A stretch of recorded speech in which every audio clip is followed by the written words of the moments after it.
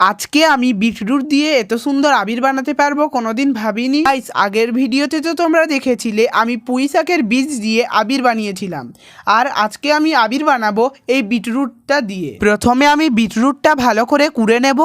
এখন আমি পুরো বিটরুটটা কুড়ে নিয়েছি। এটার সাথে একটু জল মিশিয়ে আমি পুরো রসটা বের করে নেব।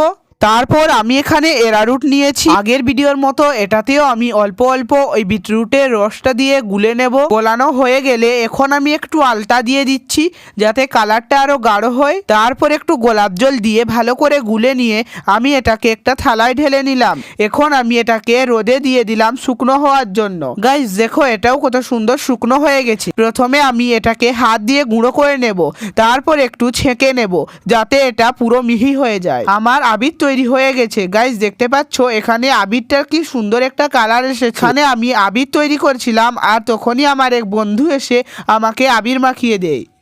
আমার ভিডিওগুলি যদি তোমাদের একটুও ভালো লেগে থাকে তাহলে ইউটিউব থেকে দেখে থাকলে আমার চ্যানেলটি সাবস্ক্রাইব করে রাখো, আর ইনস্টাগ্রাম বা ফেসবুক থেকে দেখে থাকলে চ্যানেলটিকে ফলো করে রাখো। আজকের ভিডিওটি এখানে শেষ করছি, তো বাই বাই।